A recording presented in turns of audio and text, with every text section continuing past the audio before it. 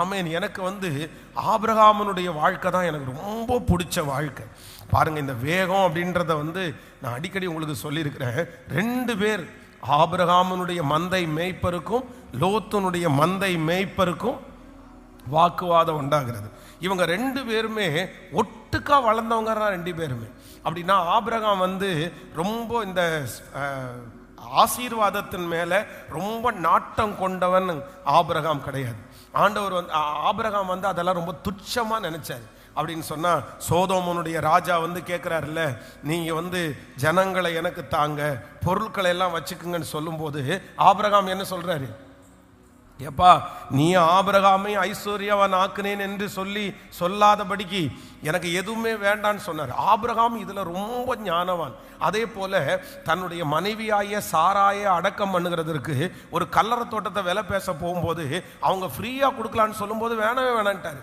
எனக்கு ஃப்ரீயா எல்லாம் நீ தரவே வேண்டாம். அவங்க எவ்வளவோ சொல்லி பார்த்தாங்க, நீங்க வச்சுக்குங்க, உங்களுக்கு இல்லாததா, இது உங்களுக்காகவே இருக்குது, நீங்க ஒன்றும் தர வேண்டான்னு சொன்னா, நீ நிறுத்து கொடுத்து நான் இவ்வளோ வெள்ளியை நிறுத்தி கொடுப்பேன், அதுக்கு கொடுக்குறியா, நீ அந்த தோட்டத்தை கொடு, இல்லைன்னா எனக்கு வேண்டான்னு சொல்லிட்டாரு. அப்போ ஆசீர்வாதத்தை ரொம்ப பெரிய அளவில் பின்னாடியே ஓடினவர் யார் கிடையாதுன்னா ஆபிரகாம் கிடையாது. ஆனா வேதம் சொல்கிறது ஆபிரகாம் யாரா இருந்தார்னா செல்வ சீமானா இருந்தாராம். ரெபேக்கால ஆபிரகாமனுடைய வீட்டில் இருக்கிற வேலைக்காரர் போய் பார்க்க போகும்போது அவ்வளோ ஆச்சரியமா சொல்றாரு, என்னுடைய எஜமானன் செல்வ சீமானா இருக்கிறார், அவர் கொண்டு வந்திருக்கிற அந்த நகையெல்லாம் போடும்போது லாபானே மிரண்டுட்டாராமா. ஏன்னா இவ்வளவு நகையை தூக்கி போடுறாங்க. அந்த அளவிற்கு ஆபிரகாமை குறித்து ஆண்டவர் சொல்றாரு, நீ இந்த தேசத்துல எவ்வளவு தூரம் நடந்து தெரிய முடியுமோ நடந்து தெரி, நீ கால் மிதிக்கிற தேசத்தை எல்லாம் நான் என்ன பண்ணுவேன், உனக்கு தருவேன். ஒன்று நினைச்சுக்குங்க, நமக்கு பிளஸ்ஸிங் ஆசீர்வாதம் அவசியம். ஆனா அதே நேரத்தில் அந்த மோட்டிவேஷன்லயே இருக்கக்கூடாது, அது ஆண்டவருக்கு பிரியம் இல்லாதது.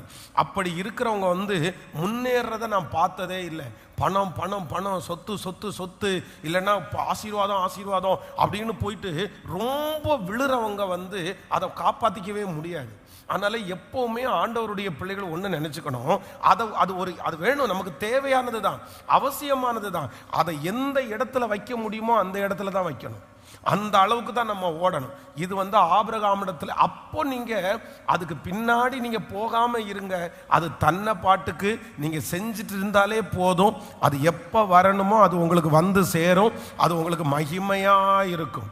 ஆனா இந்த ஆபிரகாமும் லோத்தும் 2 பேரும் ஒரே மாதிரி வளர்ந்து, 2 பேரும் நல்ல வசதி 2 பேருடைய ஆசீர்வாதமும் தாங்கக்கூடாததா இருந்துச்சு.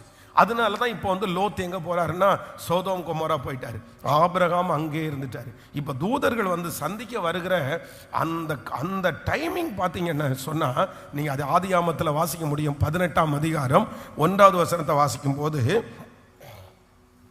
18ஆம் அதிகாரம் 1வது வசனத்தை வாசிக்கலாம். பின்பு கர்த்தர் மம்ரேயின் சமபூமியிலே அவனுக்கு தரிசனமானார். அவன் பகலில் உஷ்ண வேளையில் கூடார வாசலிலே உட்கார்ந்திருந்து தன் கண்களை ஏறெடுத்து பார்க்கும்போது, இதோ 3 புருஷர்கள் அவனுக்கு எதிராக நின்றார்கள்.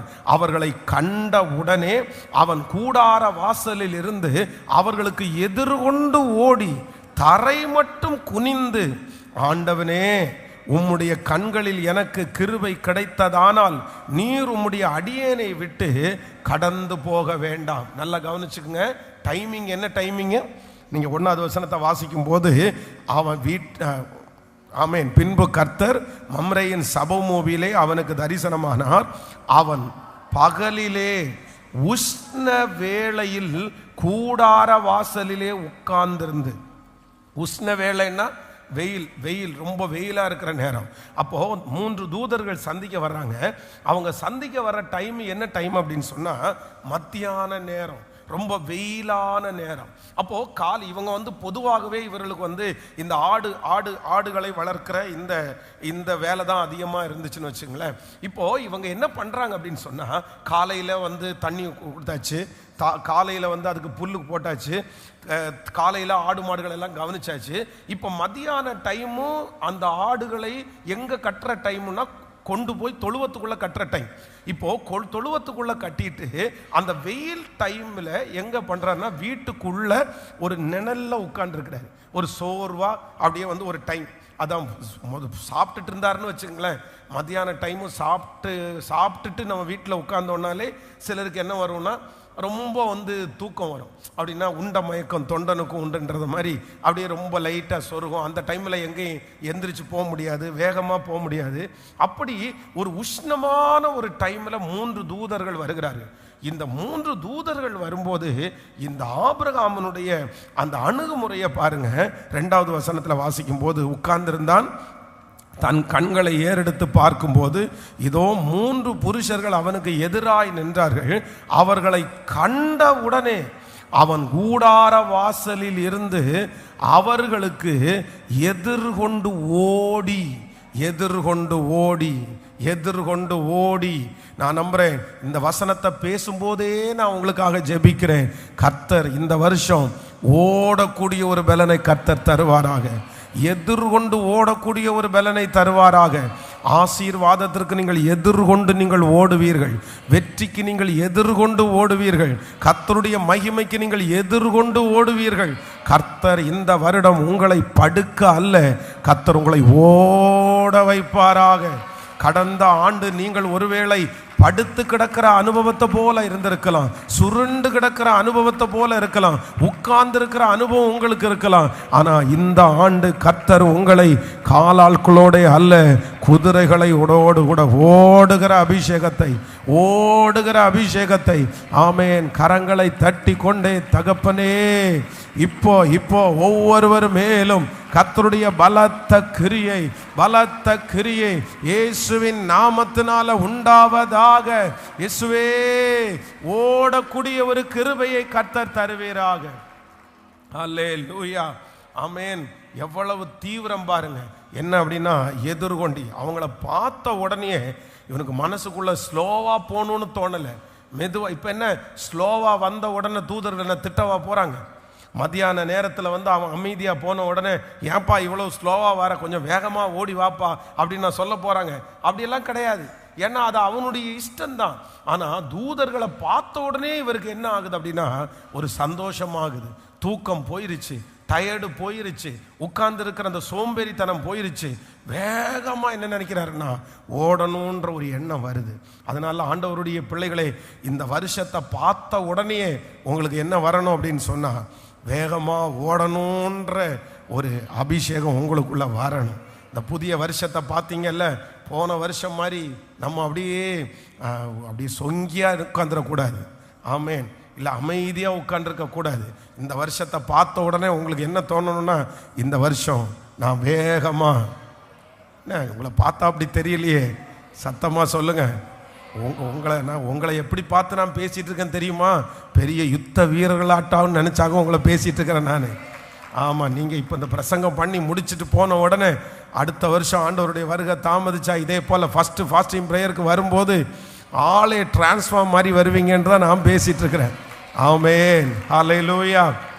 அதனால் இந்த ஃபஸ்ட்டு டே நமக்கு ஆண்டவர் பேசுகிற வார்த்தை உண்மையானது. ஆண்டவர் என்ன சொல்கிறாருன்னா, தீவிரமாய் மறந்துட மாட்டீங்களே. இந்த வருஷம் எந்த வருஷம் அப்படின்னு சொன்னா, எல்லாத்துலேயும் தீவிரப்படுகிற ஆண்டு, வேகமாக செய்கிற ஆண்டு. அதற்கு கர்த்தர் நிறைய வார்த்தையை கொடுத்தார். நீங்கள் தீவிரமானால் அவர் நமக்காக தீவிரமாய் செயல்படுகிற தேவனாய் இருக்கிறார். இந்த வருடம் ஆண்டவர் அமைதியாய் இருக்க மாட்டார். உங்க காரியத்தில் ஆண்டவர் அமைதியாய் இருக்க மாட்டார். உங்க வருமானத்தில் ஆண்டவர் அமைதியாய் இருக்க மாட்டார். இந்த வருடம் கர்த்தருடைய தீவிரத்தை நீங்க பார்ப்பீங்க. இந்த ஊழியத்தில் ஆண்டவருடைய தீவிரத்தை நீங்க பார்ப்பீங்க. கர்த்தர் உங்கள் பிள்ளைகளுக்கு தீவிரமா ஒரு அற்புதத்தை கர்த்தர் செய்வார். இதுவரையிலும் அமைதியாய் இருந்த தேவன் இந்த வருடம் தீவிரமாய் உங்களுக்கு அந்த அற்புதத்தை கர்த்தர் செய்வார். அந்த பிள்ளையினுடைய வாழ்க்கையில தீவிரமாய் ஒரு அற்புதம் செய்வார். இந்த வருடத்தில் அது வேகமாய் நடக்கும்.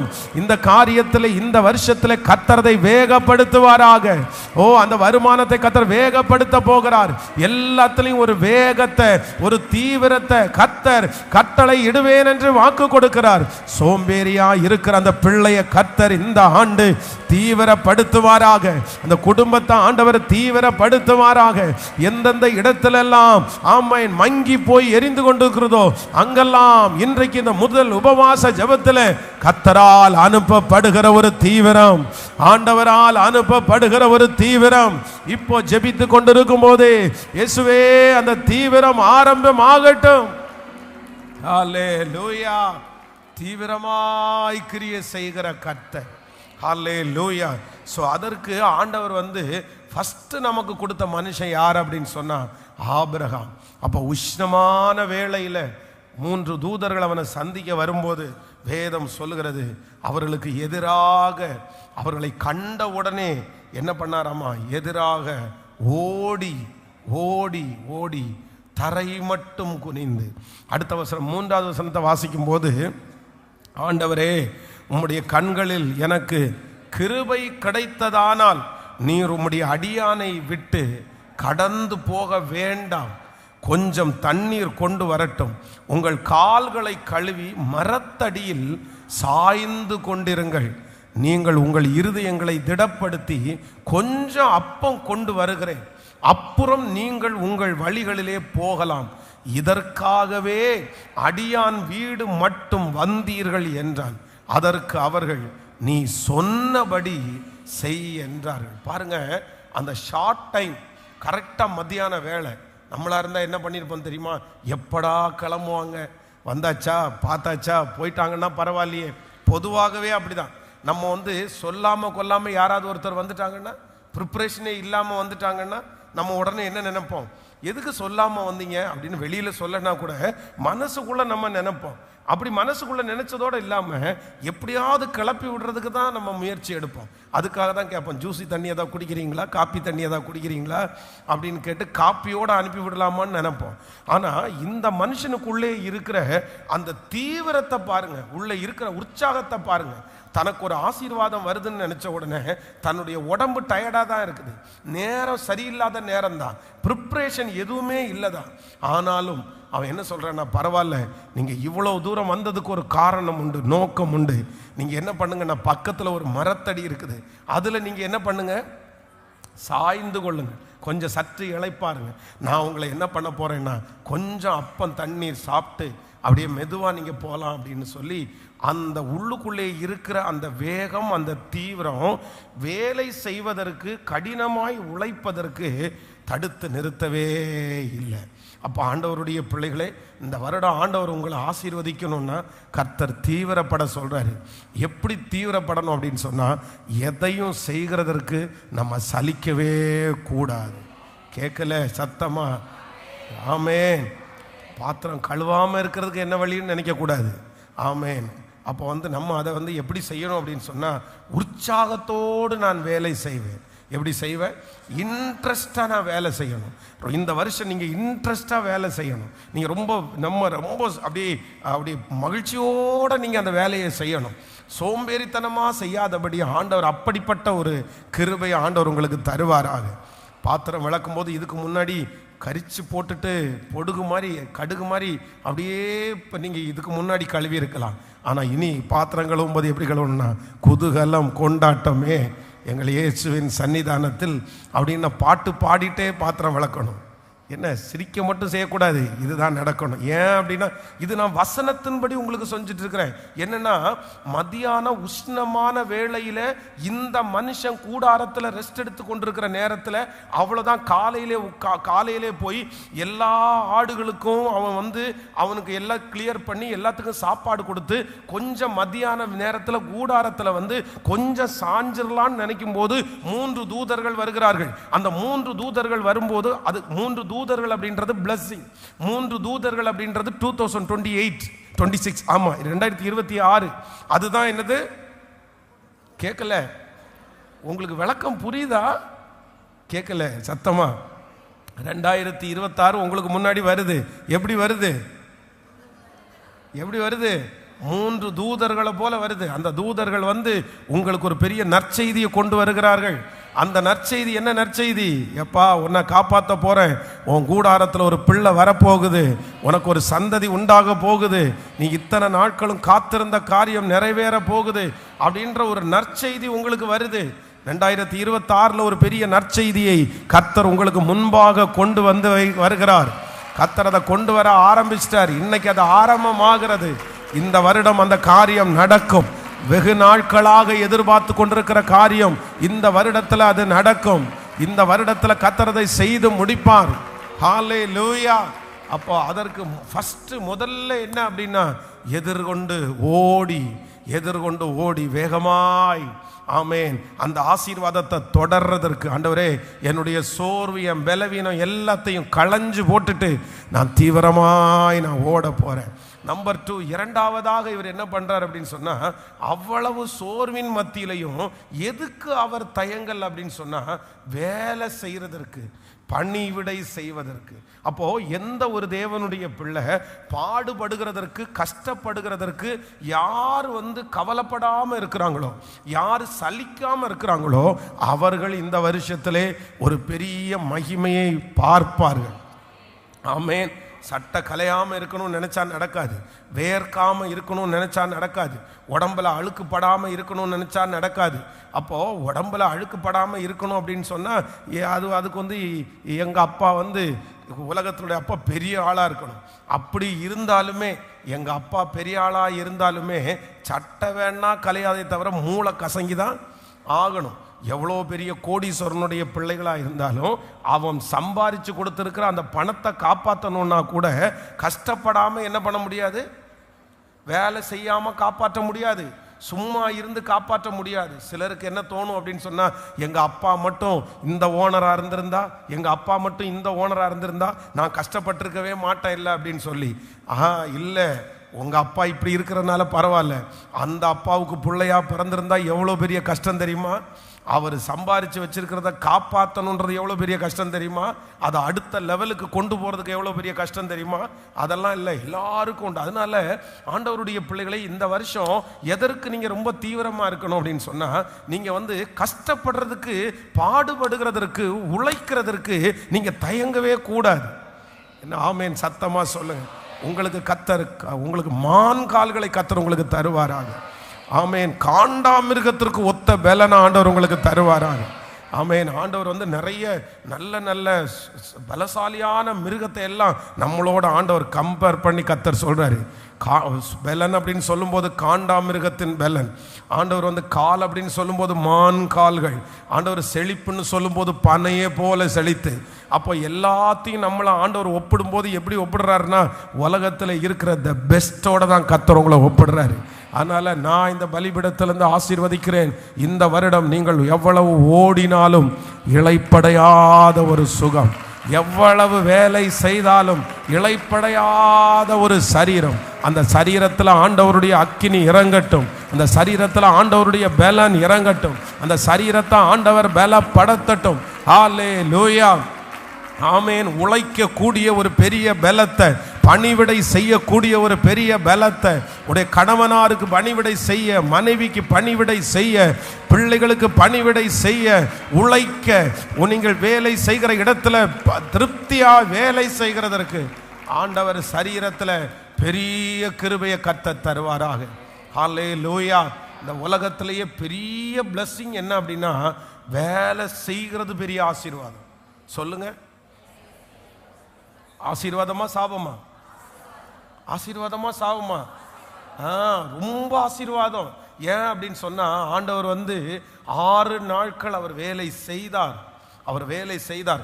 இஸ்ரவேல் ஜனங்களுக்கு கூட ஆண்டவர் ரூல்ஸ் கொடுக்கும்போது ஒரே ஒரு நாள் தான் ஆண்டவர் ஃப்ரீயாக கொடுத்தாரு. ஏன் ஆண்டவர் 6 நாள் ரெஸ்ட் கொடுத்துட்டு ஒரே ஒரு நாள் மட்டும் வேலை செய்ய சொன்னா அவரால் போஷிக்க முடியாதா? 6 நாள் ஜாலியாக என்ன ஆராதிச்சுட்டே இருங்கப்பா அப்படின்னு சொல்ல வேண்டியதானே? இல்லை, 6 நாளும் அப்படி கொடுத்துருந்தாருன்னா அத்தனை பேரும் சண்டை போட்டே. இன்னைக்கு நிறைய பேர் பிரச்சனையை உண்டு பண்ணுறவங்களே யார் தெரியுமா? இந்த வேலை இல்லாமல் உட்காந்துருக்காங்க பாருங்க. யாரெல்லாம் வேலை இல்லாமல் உட்காந்துருக்காங்களோ அவங்க தான் குறை பேசுவாங்க. யாரெல்லாம் வேலை இல்லாமல் உட்காந்துருவாங்களோ அவங்க தான் சண்டை போட்டுக்கு வருவாங்க. யாரெல்லாம் வேலை இல்லாமல் உட்காந்துருவாங்களோ அவங்களால தான் ஒன்றுமே செய்ய முடியாது. ஆனால் வேலை இருக்கிறவங்களுக்கு அவங்களுக்கு என்ன இருக்குது? அவங்களுக்கு டைமே இல்லை, அவங்களுக்கு இதுக்கெல்லாம் நேரம் இல்லை. இந்த மாதிரி பேசுறதுக்கெல்லாம் நேரம் இல்லை. அவங்க அவங்களுடைய காரியத்தை பார்த்துட்டே இருப்பாங்க. அப்போ வேலை அப்படின்றது வந்து கர்த்தர் நமக்கு கொடுத்துருக்கிற பெரிய ஆசீர்வாதம். நீங்கள் ஒவ்வொருத்தரும் என்ன ஜெபிக்கணும்னா, சாகிற வரைக்கும் நான் நல்லா உழைக்கக்கூடிய பலனை எனக்கு தாங்கப்பான்னு கேளுங்க. நீங்கள் சும்மா இருக்கணுன்றத கேட்கவே கேட்காதீங்க. என்னை கொஞ்சம் ஃப்ரீயாக ஆக்குங்க ஆண்டவரே, எனக்கு கொஞ்சம் கால் வலிக்குது ஆண்டவரே, என்னை உட்கார வைங்க ஆண்டவரே அப்படின்னு சொல்லாதீங்க. என் காலில் பலன் தாங்க ஆண்டவரேன்னு கேளுங்க. இன்னும் நடக்கிறதுக்கு பலன் தாங்க, இன்னும் உழைக்கிறதுக்கு பலன் தாங்க. ஆமேன். கர்த்தருடைய ராஜ்யத்திற்குள்ள போகிற வரைக்கும் நீங்க யாரும் படுக்கவே கூடாது. கர்த்தர் உங்களை உழைத்து கொண்டிருக்கிறவர்களாய் அப்படிப்பட்ட பலத்தை ஆண்டவர் எல்லாருக்கும் தரணும். சோ இந்த ஆண்டு கர்த்தர் கிருபையாய் வாக்கு கொடுக்கிறார். ஆமேன். தீவிரப்படுத்த போகிறார். ஃபர்ஸ்ட் நம்பர் 1 எதுல ஆண்டவர் ஃபர்ஸ்ட் நம்மளை தீவிரப்படுத்த போறார் அப்படின்னா, உங்களுக்கு முன்பாக வருகிற ஆசீர்வாதத்திற்கு எதிராய் உட்கார்ந்திருக்க வேண்டாம். கர்த்தர் சொல்றார், ஓடு. இந்த வருஷம் உட்காருகிற வருஷம் அல்ல, இந்த வருடம் நடக்கிற வருடம் அல்ல. இந்த வருடம் என்ன வருடம் அப்படின்னா, ஓடுகிற வருடம். ஆமோதிக்கிறீர்கள் அல்லவா? ஓடுகிற வருடம். இந்த ஒரு வருஷத்துல நீங்க ஓடுற ஓட்டம், ஆமேன், இதுவரையிலும் நீங்கள் தொடாத டெஸ்டினேஷனை, இதுவரையிலும் நீங்கள் பார்த்திராத ஒரு வெற்றியை இந்த வருஷம் உங்க கண்கள் பார்க்க போகுது. இந்த வருடம் கர்த்தர் உங்களை ஓட வைப்பார். நிச்சயமாய் கர்த்தர் ஓட வைப்பார். குதிரைகளோடு ஓட வைப்பார். குதிரைகளோடு ஓட வைப்பார். குதிரைகளோடு ஓட வைப்பார். குதிரைகளோடு ஓட வைப்பார். ஹல்லேலூயா. ஆமென். நம்பர் 2, இரண்டாவதாக இந்த ஆபிரகாமுடைய இரண்டாவது தீவிரம் என்ன அப்படின்னு சொன்னா, வேதம் சொல்லுகிறது, வேலை செய்கிறதுல அவனுக்கு என்னவா இருந்துச்சாமா? தீவிரமா இருந்து. அப்போ ஸ்பீடு. இன்னைக்கு கொடுக்குற செய்தி வந்து ஸ்பீடு. ரெண்டாவது என்ன, எதுல ரொம்ப ஸ்பீடா இருக்கணும்னா, வேலை செய்யறதுல என்னவா இருக்கணும்? ஆண்டவருடைய பிள்ளைகள் சத்தமா சொல்லுங்க, ஸ்பீடா இருக்கணும். ஆமேன். ரசத்தை போய் 1.5 மணி நேரம் வச்சுட்டு இருக்க கூடாது. ஆமேன். ரசம் அப்படின்னு ரசம் எல்லாம் வந்து 5 நிமிஷத்துல செய்ய வேண்டிய வேலை. அவ்வளோதான். சிவானந்த காலிலிருந்து ஃபோன் பண்ணி ரத்னபுரியில் இருக்கிறவங்கள்ட்ட கிளம்பிட்டேன் ரசம் வைங்கன்னு சொல்கிறதுக்குள்ளே வீடு சூடாக ரசம் இருக்கணும். அதுதான் உண்மையாக சமையல் தெரிஞ்ச அம்மா. ஆமேன். ரசத்தை போய் 1.5 மணி நேரம் வைப்பீங்களா நீங்கள்? 1.5 மணி நேரமாக ரசம் வைக்கிறீங்க அப்படின்னு எங்கள் ஊருக்கே செய்கிறீங்களா நீங்கள்? இல்லை கல்யாண வீட்டுக்கு ரசம் பண்ணுறீங்களா? அப்போ எப்படி, எந்த அளவிற்கு? அப்போ வந்து ஒரு தக்காளியை வெட்டுறதுக்கு எவ்வளோ நேரம் ஆகுது? ஒரு வெங்காயத்தை வெட்டுறதுக்கு எவ்வளோ நேரம் ஆகுது? இதெல்லாம் எப்படி பாஸ்டர் சொல்கிறீங்க அப்படின்னு கேட்குறேன். நிறைய ஆண்களும் எங்கள்கிட்ட வந்து சொல்லுவாங்க, பாஸ்டர் ஒரு ரசத்தை இவ்வளோ நேரம். அப்போ என்னென்னா, ஆண்டவருடைய பிள்ளைகள் வந்து நம்ம எப்படி தான் இருக்கணும்னா, எல்லாத்துலேயும் எப்படி செய்யணும்? சத்தம். நீங்கள் கொஞ்சம் ஸ்லோவாகிட்டீங்கன்னா அவ்வளோதான். உங்களை அறியாமலே நீங்கள் என்ன ஆயிடுவீங்க அப்படின்னா, டல் ஆயிடுவீங்க. நம்மளை பார்த்தே நம்ம கேட்கணும், ஏன்டா இப்படி நடக்கிற அப்படின்னு கேட்கணும் நம்மளை பார்த்து. ஆனால் என்ன இவ்வளோ ஸ்லோவாக நடக்கிற, வேகமாக நட அப்படின்னு நம்மளை. ஏன்னா ஒரு வயதுக்கு தாண்டினதுக்கு பிற்பாடு யாரும் நம்மளை வேகமாக நடக்க சொல்ல மாட்டாங்க. நம்ம வளர்ந்துட்டு நம்மளுடைய பிள்ளைங்க பின்னாடி, இன்றைக்கெல்லாம் அப்படி சொல்கிறதே இல்லை. ஏன்னா இன்றைக்கி எல்லாருமே வண்டி வாகனத்தில் போகிறதுனால நம்ம யாருமே வந்து வேகமாக நட, சீக்கிரமாக நடன்னு சொல்கிறதில்ல. ஆனால் என் லைஃப்பில் நான் நிறைய என் ஊரில் இருக்கும்போது கேள்விப்பட்ட வார்த்தை என்னென்னா, சீக்கிரமாக வா, வேகமாக நட, ஓடி வா அப்படின்றதெல்லாம் கேட்டிருக்கோம். இன்றைக்கி அப்படியெல்லாம் வாய்ப்பே கிடையாது. ஆனால் வேதம் அதை சொல்லுது. இந்த ஆபிரகாம் எப்படி செஞ்சாராமாமா, கொஞ்சம் நீங்கள் அப்படியே கொஞ்சம் சாஞ்சுக்குங்க, கொஞ்சம் அமைதியாக அப்படியே இந்த மரத்தடியில் சாஞ்சுக்குங்க. நான் என்ன பண்ணுறேன்னா, வேகமாக நான் என்ன பண்ணுறேன்னா சமைக்கிறேன், வேகமாக சமைக்கிறேன், வேகமாக வேலை செய்கிறேன். ஹல்லேலூயா. நான் இந்த பலிபீடத்திலேருந்து உங்களை ஆசீர்வதிக்கிறேன். இதுவரைக்கும் செஞ்சதை விட இனி செய்ய போகிற வேலை ரொம்ப வேகமாக நீங்கள் செய்ய போகிறீங்க. சீக்கிரமாக முடிய போகுது. ஹல்லேலூயா. உங்களுடைய வீட்டில் இனி வந்து அந்த பொருட்களெல்லாம் தேங்கி கிடக்கிற அந்த நிலைமையை கர்த்தர் வைக்க மாட்டார் என்று நான் நம்புகிறேன். சீக்கிரமாக சமையல் பண்ணி முடிச்சிருவீங்க, சீக்கிரமாக அந்த வேலையை செஞ்சு முடிச்சிருவீங்க. அப்படிப்பட்ட ஒரு வேகத்தை கர்த்தர் உங்கள் மேலே கர்த்தர் தருவார்.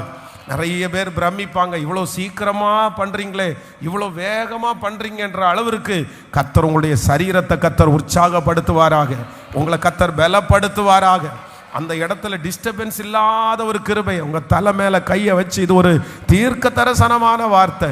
ஹல்லேலூயா, ஹல்லேலூயா. Thank you Jesus. ஆச்சரியப்படுவார்கள், நிறைய பேர் பிரமிக்க போகிறார்கள். இந்த வருடத்திலிருந்து அந்த நன்மை உங்களுக்கு ஆரம்பிக்க போகிறது. அந்த வேலை ரொம்ப துரிதமா நடக்க போகுது. நீங்க கை வச்ச உடனே அந்த இடத்துல கிளீன் ஆகுது. நீங்க கரம் வைத்த உடனே அந்த இடத்துல எல்லாம் சரியா ஆகுது. ஆமென். 3 மணி நேரம் 4 மணி நேரம் ஒரு நாள் முழுக்க செஞ்ச வேலைகளை இனி ரொம்ப சுலபமா பக்கமா 1 மணி நேரம் 2 மணி நேரத்துக்குள்ள. ஆமென். அப்பாட்ட கேளுங்க, அவர் தான் நமக்கு தெய்வம். அவர் நம்ம கேட்கிற எல்லாவற்றையும் நமக்காய் தருகிறவர். அவர் ஒன்று கூட நமக்கு விலக்கி வைக்க மாட்டார். இது இந்த வருஷத்திற்கான ஒரு பெரிய ஜெபம். கர்த்தர் நிறைய பேர் அப்படிதான் கர்த்தர் நடத்துறாரு. இனி உங்க வேலையில கர்த்தர் வெற்றியா இருப்பதற்கு ஆமென் மான் கால்களை கர்த்தர் தருகிறவர். என் கால்களை பலப்படுத்துகிற கர்த்தர், என்னை பலப்படுத்துகிற கிறிஸ்துவினால் எல்லாவற்றையும் செய்ய எனக்கு பலன் உண்டு. சத்தமா இயேசுவே. இப்போ அந்த அபிஷேகம் ஒவ்வொரு பிள்ளைகள் மேலும் அந்த சரீரத்தின் மேலே இறங்குவதாகப்பா. அந்த வேலைகளை ரொம்ப ஆண்டவரே, அந்த வேலையை ரொம்ப அழகா செய்யக்கூடிய பலன், வேகமாய் செய்யக்கூடிய பலன் இப்பொழுது ஒவ்வொரு பிள்ளைகள் மேலும் கடந்து வருகிறதற்காக உமக்கு ஸ்தோத்திரம். Thank you Jesus. Hallelujah, hallelujah. பலப்படுத்தி நான் சகாயம் செய்வேன், வாலக்கரம் தாங்கும் என்றார். பலப்படுத்தி நான் சகாயம் செய்வேன், வாலக்கரம் தாங்கும் என்றார். களி கூறுவோம், களி கூறுவோம், கர்த்தர் சொன்ன வாக்கு தத்தம் சொல்லி மகிழ்வோம். களி கூறுவோம், களி கூறுவோம், காவலைகள் மறந்து களி கூறுவோம். கைதட்டி பாடி மகிழ்ந்திருப்போம், கர்த்தர் சமூகத்தில் களி கூறுவோம். கைதட்டி பாடி மகிழ்ந்திருப்போம், கர்த்தர் சமூகத்தில் களி கூறுவோம். பயப்படாதே, உன்னை மீட்டு கொண்டேன், எனக்கே நீ சொந்தம் என்றார். பயப்படாதே, உன்னை மீட்டு கொண்டேன், எனக்கே நீ சொந்தம் என்றார். களி கூறுவோம், களி கூறுவோம், கர்த்தர் சொன்ன வாக்கு தத்தம் சொல்லி மகிழ்வோம். களி கூறுவோம், காவலைகள் மறந்து களி கூறுவோம். கைதட்டி பாடி மகிழ்ந்திருப்போம், கர்த்தர் சமூகத்தில் களி கூறுவோம். கைதட்டி பாடி மகிழ்ந்திருப்போம், கர்த்தர் சமூகத்தில் களி கூறுவோம்.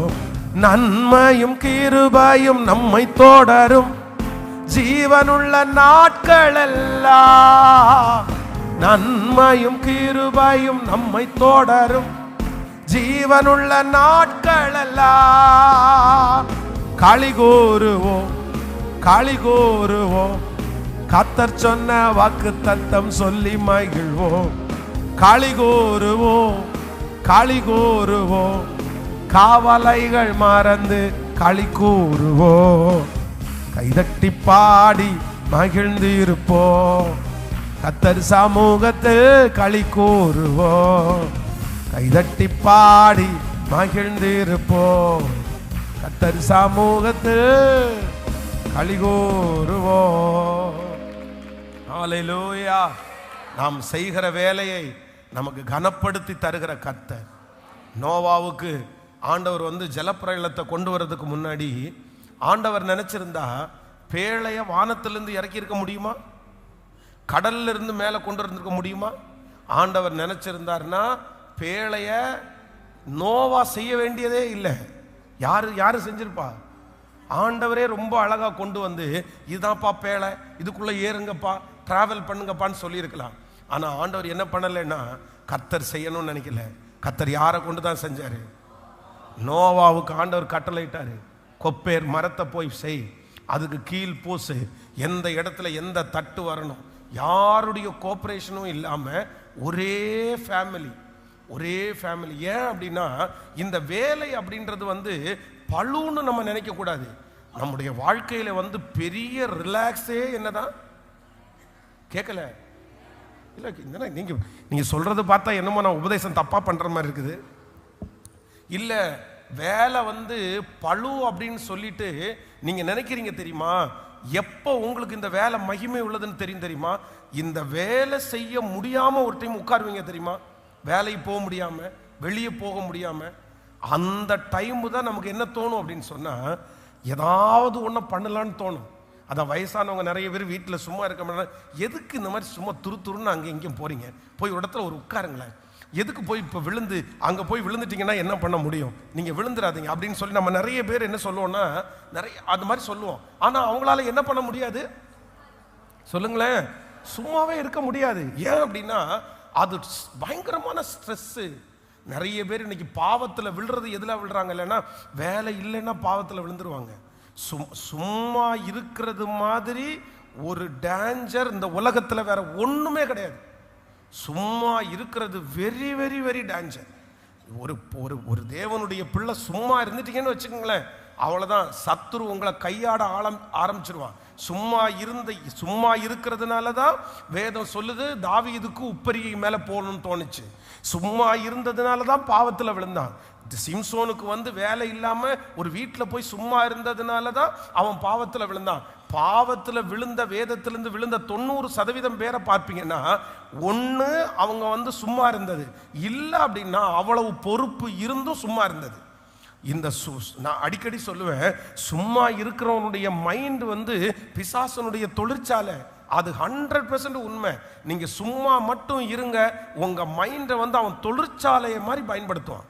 அப்படியே எதாவது யோசிக்க பண்ணி, ஏதாவது டிவியை பார்க்க பண்ணி, அப்படி ரொம்ப டிஸ்டர்ப் பண்ணிடுவான். அதனால நம்ம எல்லாருமே இந்த வருஷத்துல கேட்க வேண்டிய ஒரு ஜெபம் என்னன்னா, எனக்கு ஒரு ரெஸ்ட் கொடுங்கன்னு கேட்காதீங்க, எனக்கு சும்மா வைங்க ஆண்டவரேன்னு கேட்காதீங்க. ஆண்டவரே நான் என்ன பண்ணணும் அப்படின்னு சொன்னா, நான் இந்த வருஷத்துல நிறைய வேலை செய்யக்கூடிய அந்த பலனை ஆண்டவர் எனக்கு தாங்க. நான் சும்மாவே இருக்கக்கூடாது, நான் அமைதியாகவே இருக்கக்கூடாது, நான் நடமாடிட்டே இருக்கணும், நான் வேலை செஞ்சுட்டே இருக்கணும். உங்கள் ராஜ்யம் வர்ற வரைக்கும் மோசையினுடைய கண்கள் இருளடையல்ல, இல்லை மோசையினுடைய பலன் குறையல்ல, இல்லை. அதே போல சாகிற அன்னைக்கு வரைக்கும் மோசே கர்த்தருக்காக பயன்பட்டது போல அப்படி ஒரு பயன்பாட்டை கர்த்தர் நமக்கு கிருபையாய் கர்த்தர் தருவாராக. ஹல்லேலூயா, ஆமென். தீவிரமாய் சொல்லுங்க, எல்லாரும் சொல்லுங்க. இந்த வருஷம் கர்த்தர் நமக்கு வாக்கு கொடுக்கிறார், நீ தீவிரம் அடைகிற ஆண்டு. ஸ்பீடு சொல்லுங்க, ஸ்பீடு. இந்த வருஷம் ஸ்பீடு, எல்லாத்துலேயும் ஒரு வேகம், எல்லாத்துலேயும் ஒரு வேகம். ஆமென். எல்லாத்தையும் தாண்டி அப்படியே முன்னேறுகிற ஒரு வேகத்தை கர்த்தர் தருகிறார். ஹல்லேலூயா. நம்பர் 3, அது அந்த வசனத்தை வாசிக்கும் போது இந்த ஆபிரகாமனுடைய காரியத்தை திரும்ப ஒரு டைம் வாசிக்கலாமே.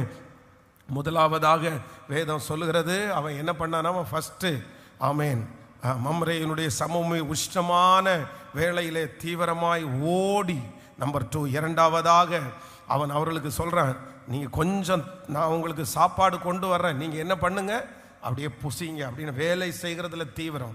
நம்பர் 3, அப்பொழுது 6வது வசனம், அப்பொழுது ஆபிரகாம் தீவிரமாய் கூடாரத்தில் சாராளிடத்திற்கு போய், நீ சீக்கிரமாய் 3 படி மெல்லிய மாவு எடுத்து பிசைந்து அப்பம் சுடு என்றான். அடுத்த வசனம், ஆபிரகாம் மாட்டு மந்தைக்கு ஓடி ஒரு நல்ல இளம் கன்றை பிடித்து வேலைக்காரன் கையிலே கொடுத்தான், அவன் அதை சீக்கிரத்தில் சமைத்தான். அடுத்தது, ஆபிரகாம் வெண்ணெயையும் பாலையும் சமைப்பித்த கன்றையும் எடுத்து வந்து அவர்களுக்கு முன்பாக வைத்து அவர்கள் அருகே மரத்தடியில் நின்று கொண்டிருந்தான். அவர்கள் புசித்தார்கள். ஹல்லேலூயா. கவனிங்க ஆண்டவருடைய பிள்ளைகளை. நம்பர் 3, மூன்றாவது, நான் இன்னைக்கு கொடுக்க செய்தி உங்களுக்கு புரியுதில்லை? கைகளை அசைத்து ஒரு ஹல்லேலூயா சொல்லலாம். ஆமென். ஆண்டவர் இந்த ஃபர்ஸ்ட் ஃபாஸ்டிங் பிரேயர்ல 3 காரியத்தை பேசுறார். நம்பர் 1, நம்ம என்ன பண்ணணுமாமா? தீவிரமாயும். நம்பர் 2, ரெண்டாவது பொறுமையாயும். மூன்றாவது தாமதமாயும். அதுல ஃபர்ஸ்ட் பாயிண்ட் பேசுறேன். முதலாவது, இந்த வருஷம் கர்த்தர் நம்மளை என்ன பண்ண போறாரு? ஸ்பீடு, தீவிரப்படுத்த போறாரு. அந்த தீவிரத்தில் அந்த தீவிரமான ஒரு மனுஷன் தான் யாருன்னா ஆபிரகாம். அவனுடைய தீவிரம் முதல்ல எப்படி இருந்துச்சாமா? ஓடி. ஸோ இந்த வருஷம் கர்த்தர் நம்மளை என்ன பண்ண போறாரு? குதிரைகளோடு கர்த்தர் நம்மை ஓட பண்ண போகிறார். ஆசீர்வாதத்திற்கு நம்ம என்ன பண்ணக்கூடாது? உட்காரக்கூடாது. இந்த வருஷம் ஓடணும். தூசியை உதறி விட்டு ஓடுகிற ஒரு அபிஷேகத்தை கர்த்தர் தருவார். நம்பர் 2, ரெண்டாவது ஆபிரகாமுக்குள்ளே இருந்த இரண்டாவது தீவிரம் என்ன அப்படின்னு சொன்னா, வேலை செய்வதிலே தீவிரம். வேலை, ஆமா, அந்த வேலையை உஷ்ணமான நேரத்தில் அவ்வளவு வேலையை அவன் செய்கிறான். நம்பர் 3, மூன்றாவது, இந்த இடத்துல வாசிக்கும் போது இந்த தூதர்கள் இப்ப வந்தாச்சு. வந்த உடனே அவங்கள சற்று இளைப்பாற சொல்லிட்டு தன்னுடைய மனைவியாகிய சாராயை பார்த்து சொல்றாரு, எம்மா நீங்க ஒண்ணு பண்ணுங்க, 3 பிடி மெல்லிய மாவு எடுத்து எதை சுடுங்க, நீங்க அப்பம் சுடுங்க அப்படின்னு சொல்லி அவங்க அம்மா எங்க போயிட்டாங்க? சமைக்கிறதுக்கு கிச்சனுக்கு போயிட்டாங்க. அப்போ ஒரு வேலைக்காரனை கூப்பிட்டு அவனை கூப்பிட்டு என்ன பண்ணுவார்? ஒரு ஆட்டுக்குட்டியை பிடிச்சி பெஸ்ட்டாக கொடுத்து அவன் கையில் கொடுத்து, நீ இதை ரெடி பண்ணி கொண்டு வாப்பா அப்படின்னு சொல்லிட்டு அவங்க கையில் கொடுத்தாச்சு. இப்போ ஒரு அம்மா சமைக்க போயிட்டாங்க, இவங்க ஆட்டுக்குட்டியை சமைக்க போயிட்டாங்க. நம்ம என்னவா இருக்கிறோம்? நம்ம ஃப்ரீயாக இருக்கோம் அப்படின்னு இல்லை. ஆபிரகாம் என்ன பண்ணுறாருன்னா எல்லாத்தையும் அரேஞ்ச் பண்ணுறாரு. எல்லாம் அரேஞ்ச் பண்ணி அந்த தட்டெல்லாம் எடுத்து வச்சு, அப்படின்னா எல்லா குழம்பு தனியாக ஊற்றுறதுக்கு, அப்புறம் அப்பத்தை தனியாக வைக்கிறதுக்கு, தண்ணி தனியாக வைக்கிறதுக்கு, டேபிள் தனியாக உட்காந்து ரெடி பண்ணுறதுக்கு எல்லா அரேஞ்ச்மெண்ட்ஸையும் செய்கிறாரு. அப்படின்னா மூன்றாவது தீவிரம் என்ன அப்படின்னு சொன்னால், கூட சேர்ந்து கூட சேர்ந்து கூட சேர்ந்து இந்த இயரில் ஆண்டவர் உங்களை தீவிரப்படுத்தணும். எதை தீவிரப்படுத்தணும்னா, நம்ம எல்லாரும் எப்படி செய்ய போகிறோம்னா, நிறைய சிஸ்டர்ஸ் அம்மாங்கெல்லாம் இது எங்கள் கணவனாரும் இருந்து கேட்டால் நல்லா இருக்கும் அப்படின்னு சிலர் நினைக்கலாம். ஆனாலும் ஆண்டவர் அந்த கிருபையை கர்த்தர் அவங்களுக்கு தருவாராக. இந்த வருஷம் என்ன பண்ண, நம்ம இது வரைக்கும் பெரிய ஆளாட்டும் நம்ம ஒருத்தர்கிட்ட வேலையை கொடுத்துட்டு நம்ம இருந்திருக்கலாம். ஆனால் இந்த டைம் நீங்கள் வாலண்டியராக என்ன பண்ணணும்னா, நீங்களும் போய் கூட நின்று செய்யணும். சொல்லுங்க பார்க்கலாம் எல்லாருமே. பக்கத்தில் இதில் பெரிய ஆழமான சத்தியமே இருக்குது. நீங்கள் விளையாட்டா நினச்சிக்காதீங்க. இதில் பெரிய ஆழம் இருக்குது, பெரிய ஆசீர்வாதம் இருக்குது. ஒரு வீட்டில் எப்போ ஆசீர்வாதம் வரும் தெரியுமா? எப்போ சந்தோஷம் வரும் தெரியுமா? அவ்வளோதான். ஒரு ஆளாக கிச்சனில் கிடந்து அப்படியே அழுது சமைக்கிறதுனால இல்லை. 4 பேர் ஃப்ரீயாக இருக்கிறவங்க. நம்ம ஆட்கள் ஃப்ரீயாக இருந்தாலுமே என்ன பண்ண மாட்டாங்கன்னா, ஒரு பாத்திரம் கழுவி கொடுக்க மாட்டாங்க, ஒரு வெங்காயம் வெட்டி கொடுக்க மாட்டாங்க. சும்மா இருந்தாலும் இருப்பேனே தவிர நான் என்ன பண்ண மாட்டேன்? வேலை செய்ய மாட்டேன். ஃபோனை நோண்டிட்டு இருப்பேனே இருந்தாலும் தவிர நான் என்ன பண்ண மாட்டேன்? எந்த வேலையும் செய்ய மாட்டேன். நீ அது உன் வேலை, இது ஏன் வேலை. இந்த வேலைக்கும் உனக்கு சம்பந்தம் இல்லை, இந்த வேலைக்கும்.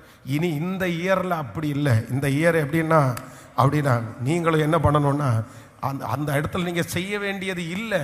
ஆனால் உங்களுடைய அட்டென்ஷன், உங்களுடைய வேலை அந்த இடத்துல இருப்பதற்கு கர்த்தர் அப்படிப்பட்ட ஒரு பிளஸ்ஸிங், ஆண்டவர் ஆசீர்வாதத்தை கர்த்தர் தருவாராக. அம்மா வேலை செய்யும்போது பிள்ளை ஓடி போய் வேலை செய்யும். ஆமேன். அம்மா அப்பா வேலை செய்யும்போது பிள்ளைங்க ஓடி போய் நாங்களும் ஏதாவது ஹெல்ப் பண்ணுறோம். இனி நீங்கள் தனியாக அல்ல, குடும்பமாய் செய்யக்கூடிய, ஒன்னஸா செய்யக்கூடிய ஒரு கிருபையை கர்த்தர் தருவாராக. எல்லாரும் சேர்ந்து நீங்கள் செய்ய போகிறீர்கள், சேர்ந்து நீங்கள் முன்னேற போகிறீர்கள். கடந்த வருடம் வரைக்கும் ஒருவேளை அந்த பக்கமும் இந்த பக்கமும் இழுத்து கிடந்திருக்கலாம். ஆனால் நான் நம்புறேன், அந்த தரிசனத்தோடு சேர்ந்து ஓடுறதற்கு ஆவியானவர் இன்றைக்கு ஒரு வேகத்தை, ஆமென், இந்த பிரசங்கம் நடந்து கொண்டிருக்கும் போதே கர்த்தர் அந்த வேகத்தை கர்த்தர் பிள்ளைகளுக்குள்ளே கர்த்தர் தருவாராக. ஹல்லேலூயா.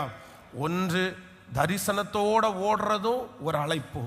தரிசனம் இருக்கிறவர்களோட ஓடுறதும் ஒரு அழைப்பு. ஆமேன் சொல்லுங்கள். பக்கத்தில் கையை பிடிச்சு சொல்லுங்க, தரிசனத்தோட ஓடுகிறது ஒரு அழைப்பு. சொல்லுங்க, தரிசனத்தோட ஓடுறது ஒரு அழைப்பு.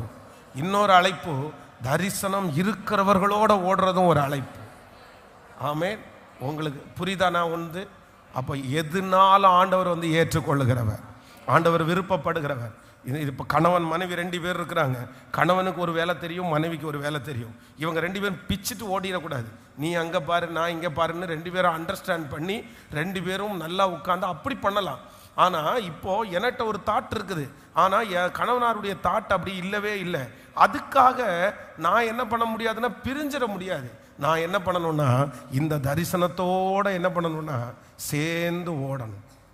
இந்த தரிசனத்தை என்னுடைய தரிசனமா நான் ஏத்துக்கணும். என்னுடைய தரிசனமா நான் ஏத்துக்கல அப்படின்னு சொன்னா கண்டிப்பா என்ன பண்ண முடியாதுன்னா ஓடவே முடியாது. அதான் நான் பொண்ணு பார்க்கும்போது பொண்ணை பார்த்து பேசின அந்த 10 பாயிண்ட்ஸ்ல ஒரு பாயிண்ட், முக்கியமான பாயிண்ட் இதுதான்.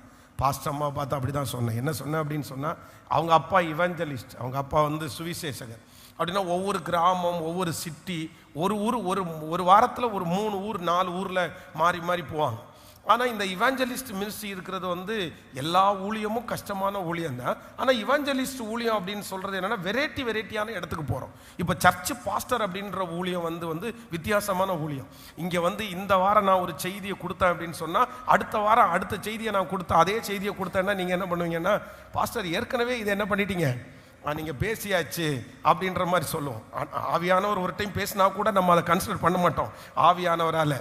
ஆனால் அதே நேரத்தில் எவாஞ்சலிஸ்ட் மினிஸ்ட்ரி இருக்கும்போது இங்கே ஒரு பிரசங்கம் பண்ணணும்னு வச்சுங்களேன், இந்த பிரசங்கம் பண்ணி முடிச்சுட்டு இன்னொரு இடத்துல போகும்போது அது நடத்துதல் இருந்தால் அந்த பிரசங்கத்தை நம்ம அங்கே என்ன பண்ண முடியும். அந்த ஜனங்களுக்கு அது புதுமையான செய்தி.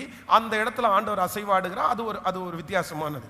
அப்போ இருக்கிறதுலையே சர்ச் மினிஸ்ட்ரி ரொம்ப கவனமாய், ரொம்ப வித்தியாசமாய், ஒரு கட்டுக்கோப்புக்குள்ள எல்லாரையும் பாதுகாத்து, எல்லாருக்குள்ள இதுலையும் நம்ம தலையிட்டு, அவங்களுடைய கல்யாணம் எல்லாத்துலேயும் நம்ம இருக்கணும் அந்த மாதிரி. அப்போ நான் அவங்கள்ட்ட சொன்னேன், இது வரைக்கும் நீங்கள் எவாஞ்சலிஸ்டுடைய பொண்ணு அப்படின்னா நீங்கள் ஊரில் போய் நிறைய ஊரில் போய் மினிஸ்ட்ரி பண்ணலாம். ஆனால் சர்ச்சு மினிஸ்ட்ரி எப்படி கிடையாது, அப்படி கிடையாது. அதுக்கு நிறைய கமிட்மெண்ட்டு தேவை. அந்த மாதிரி பண்ண முடியுமா அப்படின்னு கேள்வி.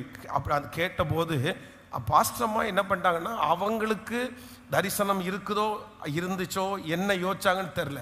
ஆனால் என் கூட சேர்ந்ததுக்கு அப்புறம் இப்போ அவங்க என்ன ஓட ஆரம்பித்தாங்கன்னா, என்னுடைய தரிசனத்தை, எனக்கு ஆண்டவர் கொடுத்துருக்கிற விஷனை அவங்க விஷனாக எடுத்துக்கிட்டு இப்போ அந்த கூட ஓடுறதுனால தான் இந்த மினிஸ்ட்ரியை நம்மளால் பண்ண முடியுது. இல்லை அப்படின்னு சொன்னால் என்ன பண்ண முடியாதுன்னா பண்ண முடியாது.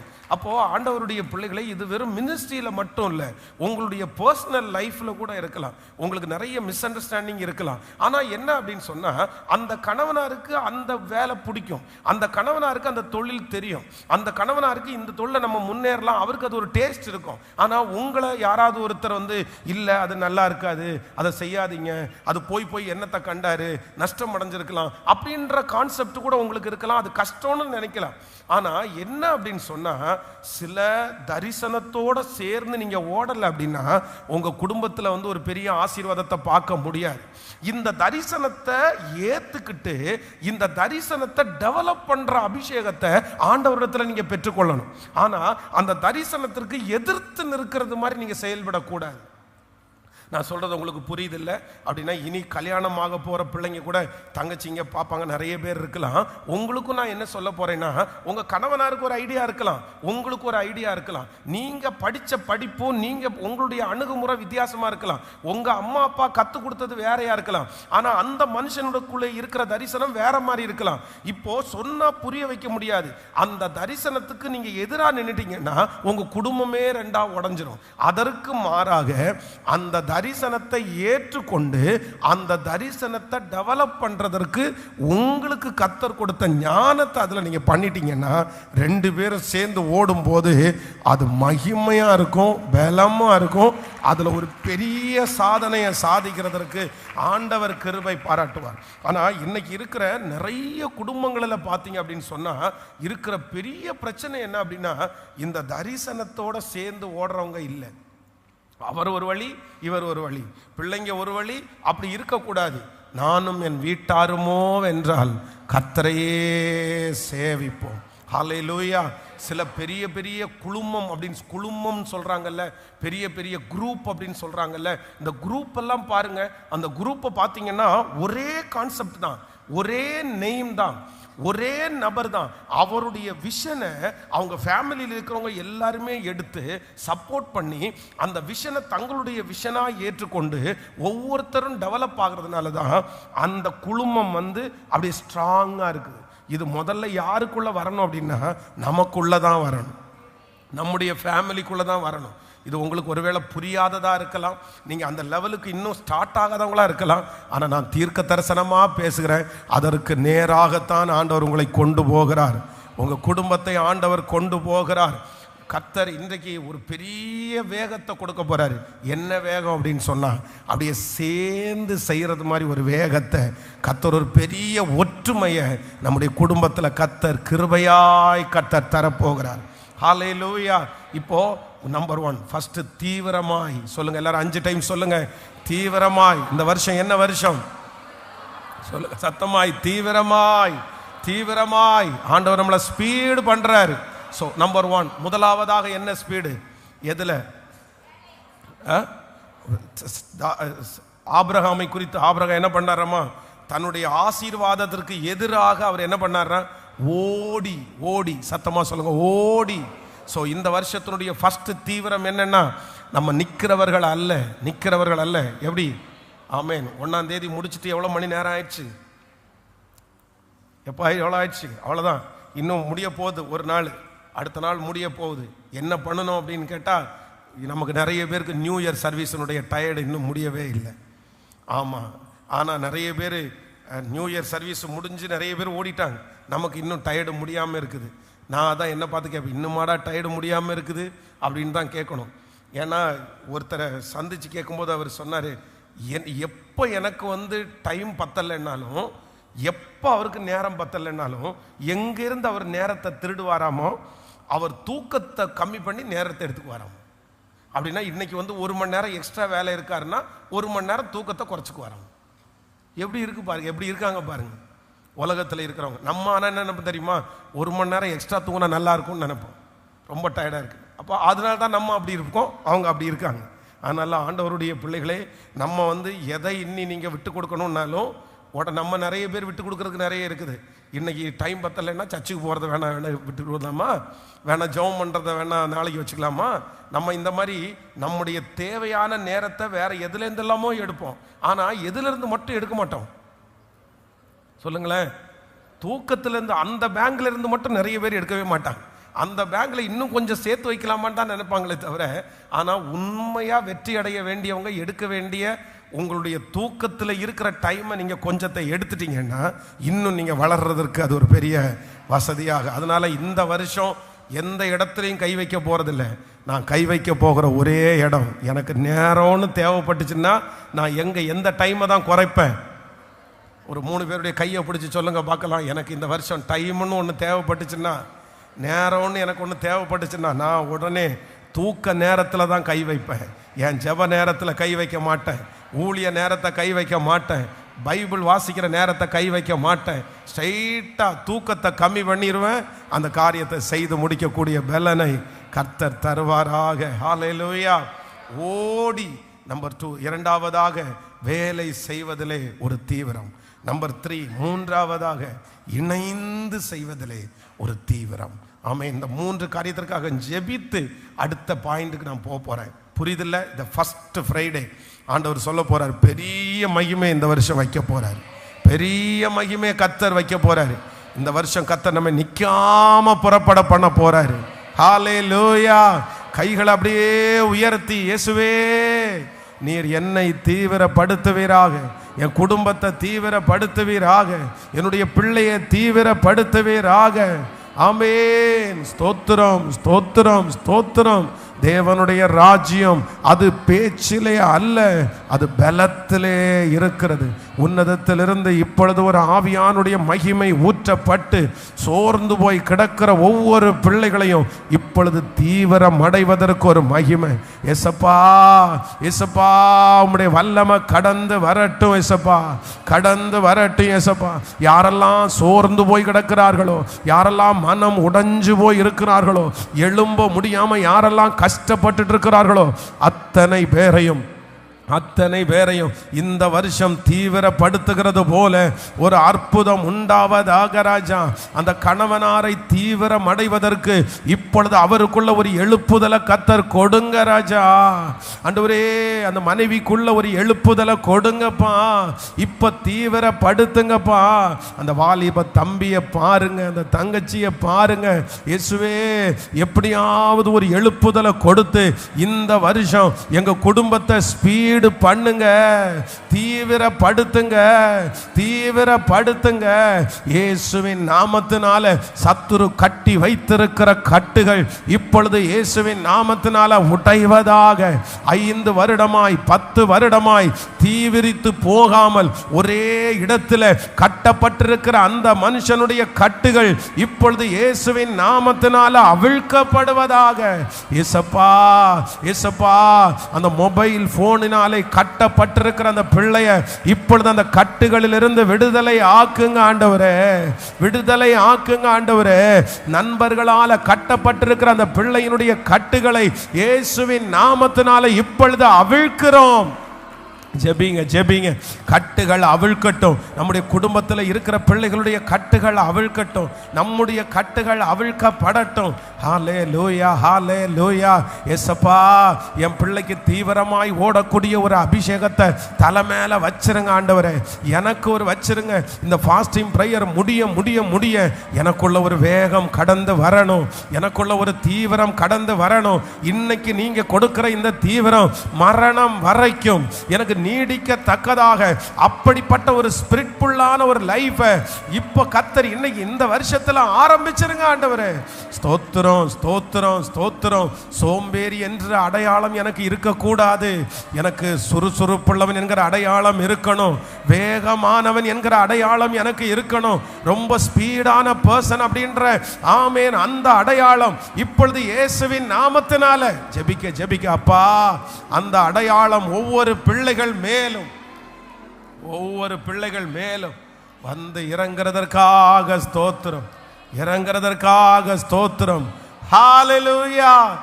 தடைகளை தாண்டிடுவே, பள்ளங்களை கடந்திடுவே, தடைகளை தாண்டிடுவே, காடும் பள்ளங்களை கடந்திடுவே, சாதிகளை முறியடிப்பே, சாத்தானை ஜெயித்திடுவே, சாதிகளை முறியடிப்பே, சாத்தானை ஜெயித்திடுவே. நீர் என்னோடு இருக்கும்போது என்னாலும் வெற்றி வெற்றியே. நீர் என்னோடு இருக்கும்போது என்னாலும் வெற்றி வெற்றி.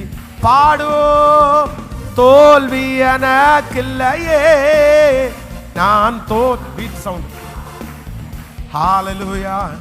தோல்வி எனக்கில்லையே, நான் தோற்று போவதில்லையே. நீர் என்னோடு இருக்கும்போது என்னாலும் வெற்றி வெற்றியே. நீர் என்னோடு இருக்கும்போது என்னாலும் வெற்றி வெற்றியே. மரணமுன் கூர் எங்கே, பாதாளமுன் ஜெயம் எங்கே. மரணமுன் கூர் எங்கே, பாதாளமுன் ஜெயம் எங்கே. கிறிஸ்து எனக்கு ஜீவன், சாவனுக்கு ஆதாயமே. கிறிஸ்து எனக்கு ஜீவன், சாவனுக்கு ஆதாயமே. நீர் என்னோடு இருக்கும்போது என்னாலும் வெற்றி வெற்றியே. பாடுவோம், நீர் என்னோடு இருக்கும்போது என்னாலும் வெற்றி வெற்றி. கைகளை மேல தட்டி, தோல்வி எனக்கில்லையே, நான் தோற்று போவதில்லையே. தோல்வி எனக்கில்லையே, நான் தோற்று போவதில்லை.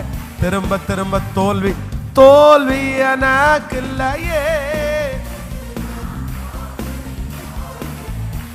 ஹalleluya. தோல்வி எனக்கில்லையே, நான் தோற்று போவதில்லையே. ஹalleluya.